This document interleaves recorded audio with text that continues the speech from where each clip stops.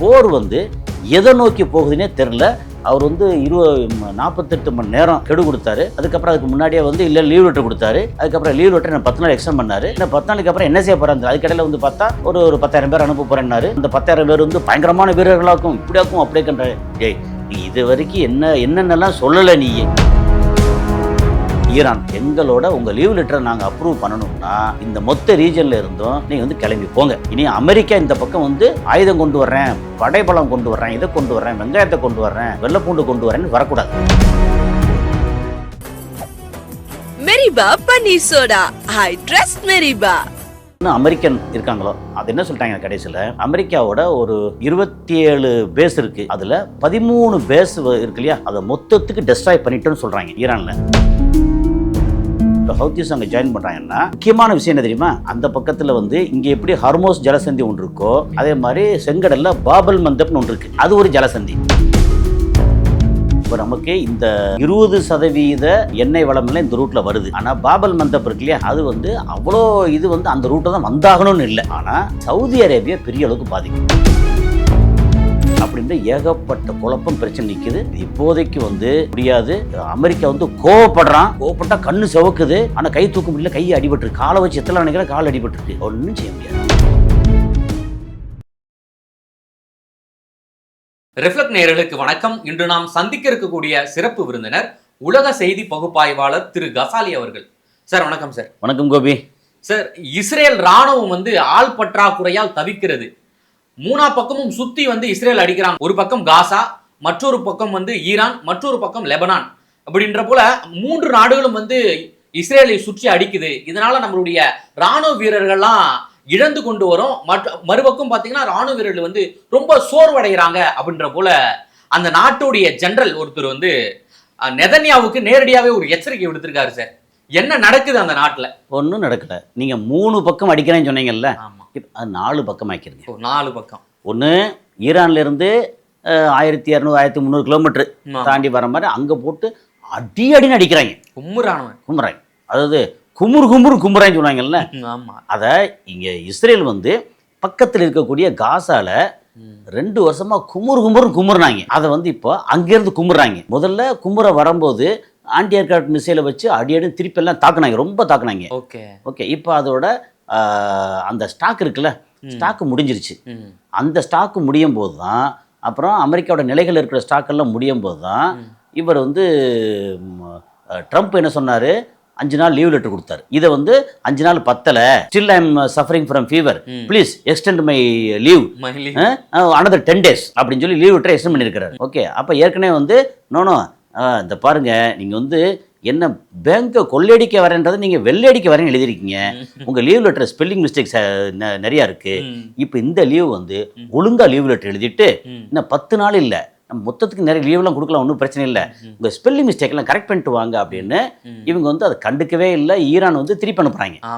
அவங்க வந்து என்கிட்ட சமாதான பேச்சுவார்த்தை நடத்தலை, ஒரு பேச்சுவார்த்தை நடத்தலை என்ன அப்படின்னு. அப்போ பக்கத்தில் இருக்கிற ஒரு அடிப்பொடியை வந்து பாகிஸ்தான், கொஞ்சம் சொல்லி ஏதாவது பக்கத்தில் இருக்காங்க இவங்க ஈரான், சொல்லி கொஞ்சம் ஏதாவது சமாதானத்துக்கு கொஞ்சம் பேசுங்க பாப்போம்னா, ஓகே பாஸ் நான் இருக்கேன், உங்களுக்கு நோபல் பரிசு வாங்கி கொடுக்குறது தான் இருந்தேன் அப்படி சொல்லி பயங்கரமாக அப்படி பேசுகிறாங்களா. அது வந்து ஓகே நாங்கள் சமாதானத்துக்கு பேச வர்றோம் அப்படின்னு அறிவிப்பு கொடுத்தாங்க.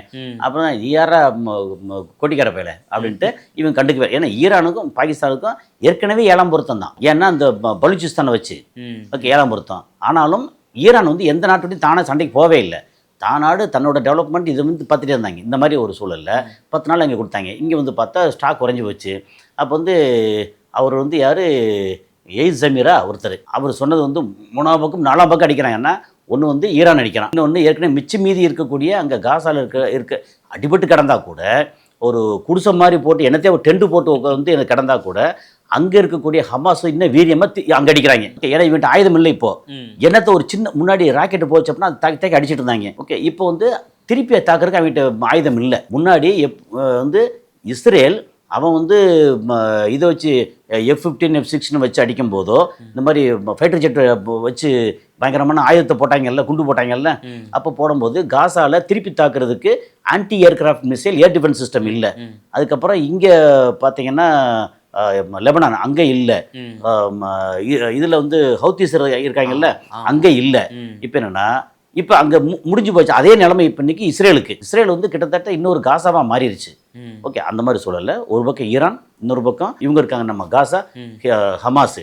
அப்புறம் அங்கே இஸ்ரேலோட வடக்கு பக்கம், அதாவது லெபனானோட தெற்கு பக்கம், அங்கே வந்து ஒரு நதி ஒன்று இருக்கு. ஓகே, அந்த நதியோ வரைக்கும் நம்ம இஸ்ரேல் வந்து எக்ஸ்டெண்ட் பண்ணிடுவோம் அப்படின்னு அங்கே வந்து பிடிச்சிக்கிற போகிறோம், நம்ம வரைபடத்தை மாற்றி எழுத போகிறோம் அப்படின்னு சொன்னாங்க. பொட்டுன்னு அடி. யாரு?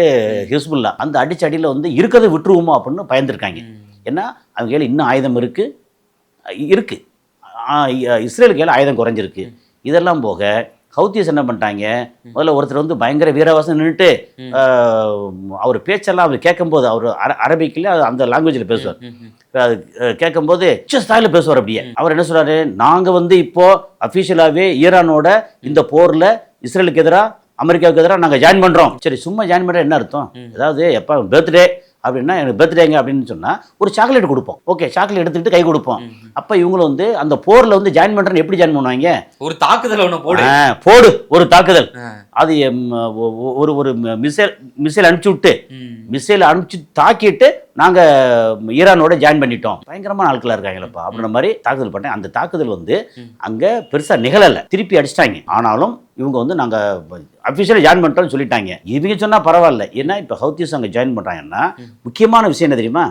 அந்த பக்கத்தில் வந்து இங்கே எப்படி ஹர்மோஸ் ஜலசந்தி ஒன்று இருக்கோ, அதே மாதிரி செங்கடல்ல பாபல் மந்தப்னு ஒன்று இருக்கு. அது ஒரு ஜலசந்தி. இப்போ அந்த ஜலசந்தியை வந்து ஈரான் மூட போறேன் அப்படின்ற போல இன்னொரு எச்சரிக்கையை போட்டிருக்கு. கண்டிப்பா ஏற்கனவே வந்து இந்த ஹார்மோஸ் ஜலசந்தி மூடப்பட்டதால பல்வேறு நாடுகளுக்கு மிகப்பெரிய சிக்கல், பொருளாதாரம் முடங்கக்கூடிய சூழலை பல்வேறு நாடுகள்ல வந்து லாக்டவுன் போல எமர்ஜென்சி எல்லாம் அறிவிச்சிருக்காங்க. இப்போ இந்த பாப் ஹெல்மண்ட் அந்த ஜலசந்தியும் மூடனா அப்ப என்ன சார், என்ன நிலைக்கு உலக நாடுகள் போகும்? வேற ஒண்ணும் இல்லை. என்னன்னா இப்ப நமக்கு இந்த 20% எண்ணெய் வளம் எல்லாம் இந்த ரூட்ல வருது. ஆமா. ஆனா பாபல் மந்தப் இருக்கு இல்லையா, ஆமா, அது வந்து அவ்வளோ இது வந்து அந்த ரூட்டை தான் வந்தாகணும்னு இல்லை. ஆனா சவுதி அரேபியா பெரிய அளவுக்கு பாதிக்கும். பாபல் மந்தப் முடிஞ்சு போச்சுன்னா என்ன பாதிக்கும்? ஏற்கனவே பாதிச்சிட்டான். இந்த பக்கத்திலே கொஞ்சம் பாதிச்சிட்டான், அப்புறம் அடி வாங்கியிருக்கான். வேற விஷயம், இப்போ இங்கேருந்து கிளம்பி வரணும் இல்லையா செங்கடல் வழியாக. இப்போ சவுதி வந்து இந்த மாதிரி ஒரு இதில் வந்து இந்த பக்கம் பெர்ஷியன் கல்ஃபு, அதில் ஒரு போர்ஷன் சவுதி இருக்குது. ஓகே, அது ஈஸ்டர்ன் ப்ராவின்ஸு, அந்த போர்ஷன் சவுதி இருக்குது. இந்த பக்கம் வந்து செங்கடல் பக்கம் வந்து Yanbu, I think Jeddah Yanbu அப்படிங்க. ஸோ அந்த சைடில் இருக்குது. இப்போ இங்கேருந்து செங்கடல் வழியே வர்றது வந்து இப்படி லெஃப்டில் கீழே இறங்குனா அப்படியே இதுக்கு வந்து நம்ம இந்தியன் ஓஷனுக்கு வந்துடலாம். அப்படியே மேலே போயாச்சுன்னா சுயஸ் வழியே மெடிட்டரேனியன் சீக்கு போகணும். இப்போ இந்த சுயஸ்க்கு நம்ம ஹர்மோஸ் வந்து மூணுனால இந்த சைடுக்கு ஏற்றி கப்பலில் ஏற்றி அனுப்புகிற பூரா நின்று வச்சு. இப்போ இவனுக்கு வழி வந்து இந்த செங்கடல் வழியே தான். இதையும் மூடிட்டாங்கன்னா இவங்க வந்து அப்படி மேலே சுயஸ் கால்வாய் வழியாக தான் போயாகணும். அது எங்கே போகிறது? சப்போஸ் இப்படி செங்கடல் வழியே கீழே வந்து இந்தியாவுக்கு வரணுமோ வேறு எங்கேயாவது போகணும் அப்படின்னா இப்படி சுயஸ் கால்வாய் வழியே போய் ஆப்பிரிக்கன் கண்டத்தை பூரா சுற்றி அங்கே வந்து சேரணும். சவுதி வந்து பெரிய அளவுக்கு பாதிப்பு அடையும். ஒரு நாள் முடிகிற வேலை 10 நாளாக மாறிடும், அந்த மாதிரி ஆகும். ஸோ அது வந்து வாய்ப்பு இல்லை. ஆனால் அது இதையும் மூட போகிறேன்னு சொன்னாங்கன்னா நீங்கள் வந்து நாங்கள் சொல்கிற கோரிக்கைக்கு இறங்கி வா அப்படின்னு ஈரான் வந்து அப்பர் ஹேண்ட் எடுத்திருக்காங்கன்னு அர்த்தம். அப்புறம் இங்கே இஸ்ரேலுக்கு வந்தீங்கன்னா இஸ்ரேலுக்கு வந்து வருமானம் எடுத்தோம்னா ஏற்கனவே நம்ம நிறைய சொல்லிகிட்டே இருக்கோம். இஸ்ரேலோட வருமானம் ஆயில் கிடையாது. அவனுக்கு வருமானம் வந்து டூரிசம், ட்ரேடு, அந்த சாஃப்ட்வேர் டெவலப்மெண்ட் பண்ணுறது, ஆயுதங்கள் விற்பனை, மருந்து பொருள் வந்து டெவலப் பண்ணி அங்கே வந்து மேனுஃபேக்சரிங் டெவலப்மெண்ட்டு இது இல்லை. அப்புறம் ட்ரேடிங், இதில் ஏர்போர்ட்டு, சீபோர்ட்டு, ஹைஃபா சீபோர்ட் மாதிரி சீபோர்ட் இது அப்படின்னு இந்த மாதிரி ஒரு 4-5 வெரைட்டி ஆஃப் இது இருக்குது. அதில் டூரிசம் டோட்டலாக படுத்துருச்சா? இந்த யார் இப்போ போவா? அங்கே போய் தங்குறதுக்கு வந்து ஹோட்டலே இல்லையே, இல்லை அடிபட்டில் கிடக்கு. ஸோ டூரிசம் கிடையாது. ட்ரேடு வந்து ஹைஃபா போர்ட்டை பூரா அடிச்சு வச்சிட்டாங்க. இப்போ ஹைஃபா போர்ட்டில் ஒன்றும் பண்ண முடியாது, அங்கே ட்ரேட் அவுட்டு. அது போக வந்து சாஃப்ட்வேர் இது டெவலப்மெண்ட் இருக்கு இல்லையா, அதை வந்து இங்கே வேலை செய்கிற ஆள் ஒன்று இருக்கிற பெரிய பெரிய பில்டிங்கு, அமேசான் மாதிரி பில்டிங் எல்லாத்தையும் அடிச்சிட்டாங்க. அப்போ அங்கே வந்து வேலை செய்ய ஆள் இல்லை, அங்கே உட்காந்து டெவலப் பண்ணி அடுத்த மற்ற நாட்டுக்கு அனுப்பிச்சு காசு பார்க்கணுமே, அது பிரச்சனை. அப்புறம் இப்போ இது போச்சுன்னா ஆயுத விற்பனை. எப்போ நாட்டை பாதுகாத்துக்கிறதுக்கே உனக்கு ஆயுதம் சரியா இல்லை, நீ அடுத்தவங்க எப்படி விற்ப? ஆயுத விற்பனை போச்சு. அப்போ மொத்தத்துக்கு இஸ்ரேலோட எதிர்காலம் பெரிய கேள்விக்குறியா இருக்கு. ஓகே, அதனால இப்போ அந்த எயில் ஜமீர் அவர் வந்து வருத்தப்படுறதுல நியாயம் இருக்கு, வருத்தப்படுறாரு. இதே மாதிரி போனால் நம்ம வந்து மொத்தத்துக்கு வந்து துண்டக்கான துணியை காட்டணும். பழையபடி 1948க்கு முன்னாடி ம். நம்ம நாட்டை விட்டு நாடு இல்லாமல் இங்கே இல்லாமல் ஊர் அலைஞ்சோம் இல்லையா, ஆமா. அது மாதிரி திரும்ப அலைய வேண்டியது வரலாம். ஒரு எச்சரிக்கை, நெதன்யாவுக்கு அது ஒரு மிகப்பெரிய எச்சரிக்கை. ஏன்னா ஒழுங்கா அவங்க பாட்டு இருந்திருப்பாங்க, பக்கத்தில் பூரா எகத்தான் நொட்டு அடிக்கிறது, நாங்கள் வந்து அகண்ட இஸ்ரேல் அண்டா இஸ்ரேல்னு சொல்லி பேசுறது, எங்களை விட்ட இங்கே எதுவும் ஒன்றும் கிடையாதுங்கிறது. அதுக்கப்புறம் வந்து அமெரிக்கா வந்து என்ன பண்ணாலும் இழுத்து அவனை சண்டைக்கு வர வச்சு, அமெரிக்காவும் சும்மா இருந்தாலும் இவன் சும்மா இவன் சும்மா இருக்க மாட்டா அப்படின்ற போல ஆமா இந்த இஸ்ரேல் வந்து சும்மா இருக்க மாட்டான் சார். சும்மா இருக்கவே மாட்டான். ஏன்னா அமெரிக்காவை இயக்குறதே அங்க இருக்க யூதர்கள். இவங்க பார்த்தா யூத கண்ட்ரியே, யூத நாடு. அப்போ பக்கத்துக்கு பாலஸ்தீனத்தை வந்து உட்காந்து அவன் நாட்டை உருவாக்கிட்டு இவன் வந்து உலகத்தில் அங்கீகாரம் பெறுவானா, இருந்த பாலஸ்தீனத்துக்கு வந்து தனி நாடு அந்தஸ்து கொடுக்க மாட்டாங்களாம். அப்போ யாரா நீங்க? அப்போ இது எல்லாத்தையும் சேர்த்து ஃபைனலாக முடிவு கட்டுறதுக்கு இப்போ என்ன சொல்றாங்க வந்து ஈரான், எங்களோட உங்க லீவ் லெட்டரை நாங்கள் அப்ரூவ் பண்ணணும்னா இந்த மொத்த ரீஜன்ல இருந்தும் நீங்க வந்து கிளம்பி போங்க. இனி அமெரிக்கா இந்த பக்கம் வந்து ஆயுதம் கொண்டு வர்றேன், படைபலம் கொண்டு வர்றேன், இதை கொண்டு வர்றேன், வெங்காயத்தை கொண்டு வர்றேன், வெள்ளைப்பூண்டு கொண்டு வரேன்னு வரக்கூடாது. வாட்டுக்கு கிளம்பி போயிட்டு இதுக்கப்புறம் அமெரிக்கன் எப்படி வரலாம்னா, நீ ஒரு டூரிஸ்டாவா, நீ ஒரு இன்வெஸ்டராவா, விருந்தினராவா, இங்க வா, சுத்து, எல்லாம் பண்ணி, எல்லாம் செய், யூ ஆர் வெல்கம். ஓகே, நான் யாரு தெரியுமா அப்படின்னா பொட்டுன்னு ஒரு போடு. யாரா நீ? நேற்று அடி வாங்கிட்டு விரண்டு போனா 10 நாள் லீவ் விட்டு கொடுத்தோம் தானடா நீ? அது மட்டும் இல்ல சார், இப்போ வந்து சவுதி அரேபியாவில் வந்து அமெரிக்காவுடைய ராணுவ தளத்தை எல்லாம் தாக்குனதால 10 அமெரிக்க வீரர்கள் காயப்பட்டிருக்காங்க.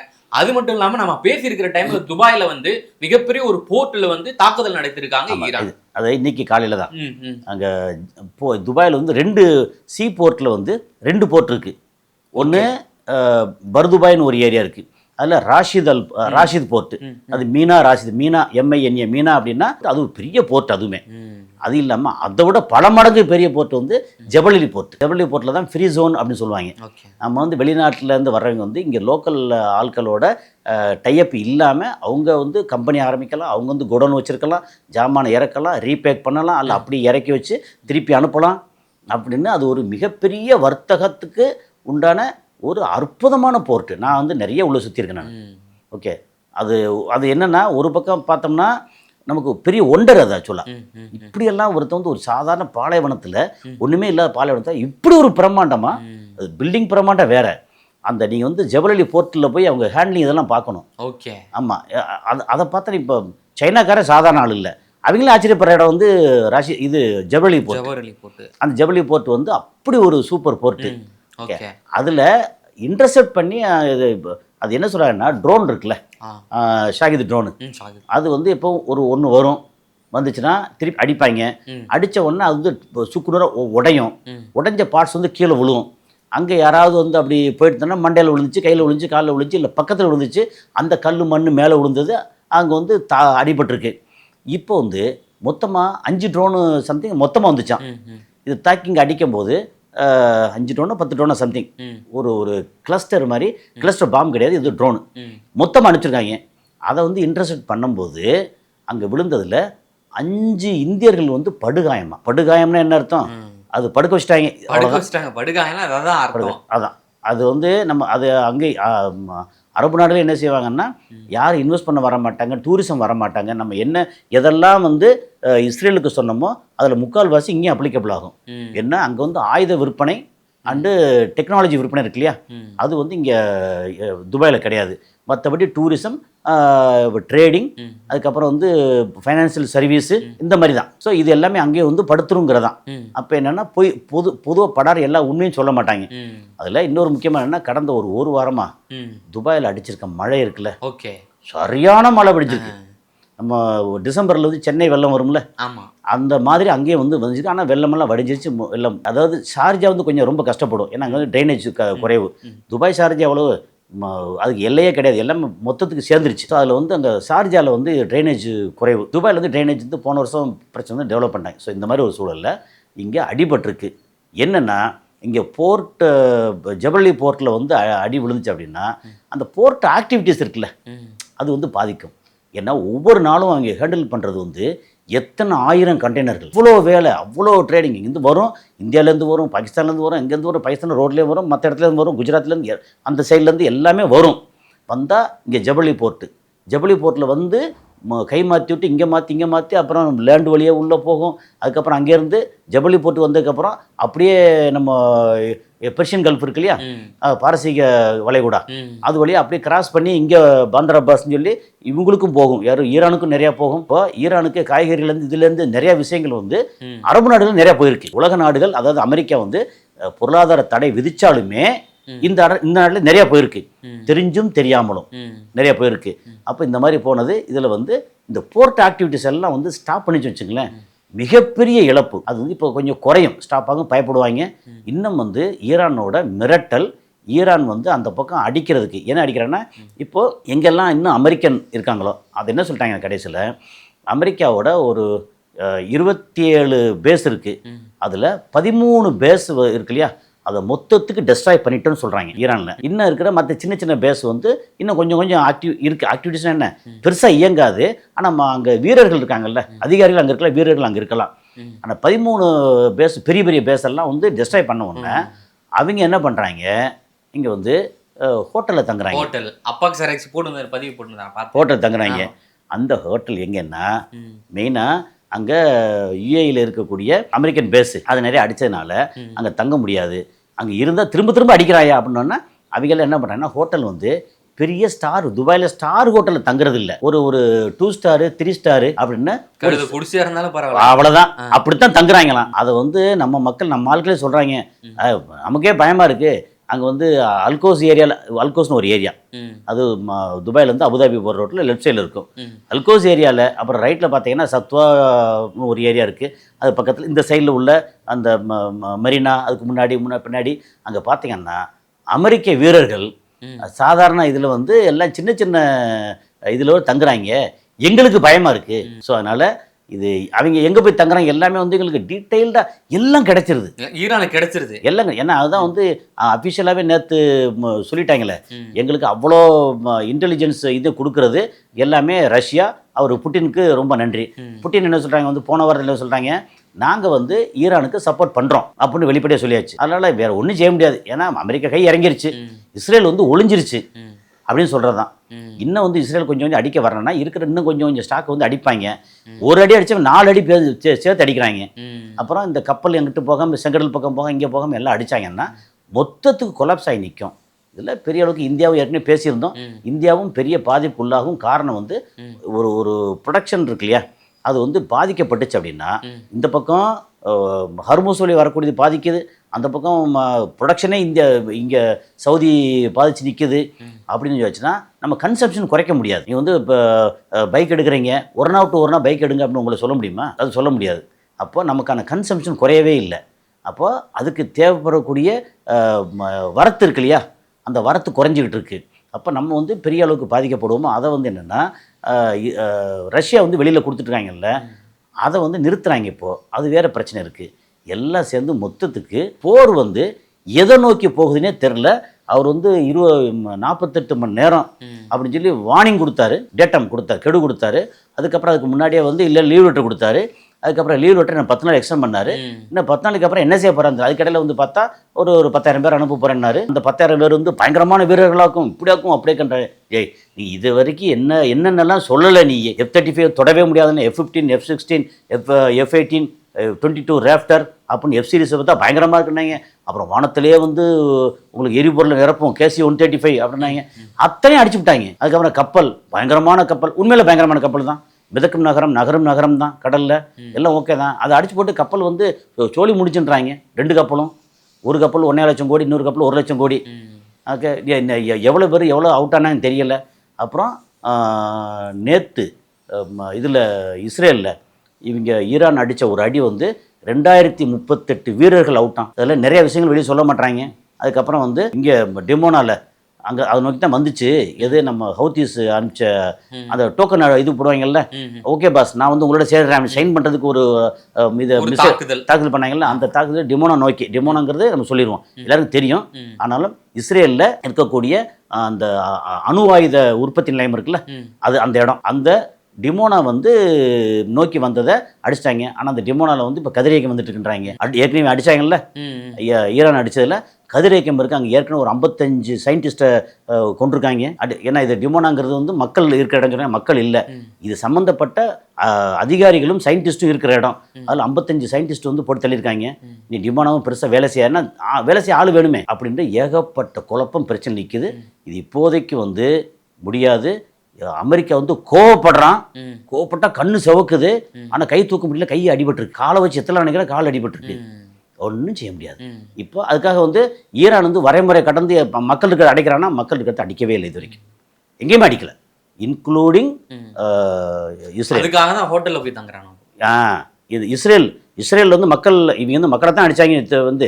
அதுக்கப்புறம் இதே இஸ்ரேலும் அமெரிக்காவும் சேர்ந்தானே அங்கே ஸ்கூலில் தாக்குனாங்க. ஆனால் இவங்க வந்து இது வரைக்கும் மக்கள் இருக்கிற இடத்துல அடிக்கவே இல்லை. ஆனால் அந்த மக்கள் பக்கத்தில் இருப்பாங்க, அங்கே வந்து இராணுவ தலைமையகம், இந்த அதிகாரி இவங்க எல்லாம் இருப்பாங்கல்ல, அதைத்தான் சொல்லி அடிக்கிறாங்க. ஈரானோட ஒரே ஒரு ப்ளஸ் என்னென்னா மக்கள் இருக்கிற இடத்த மக்கள் அடிக்கலை. அதில் அடிக்கும் போது பக்கத்தில் மக்களும் பாதிக்கப்பட்டிருந்தா அவங்க ஒன்றும் செய்ய முடியாது அப்படிங்கிறது தான் இதுதான் மேட்ரு. மிக்க நன்றி சார். நேரில் வந்து பல்வேறு தகவலை எங்களுடன் பகிர்ந்தமைக்க நன்றி. நன்றி சார்.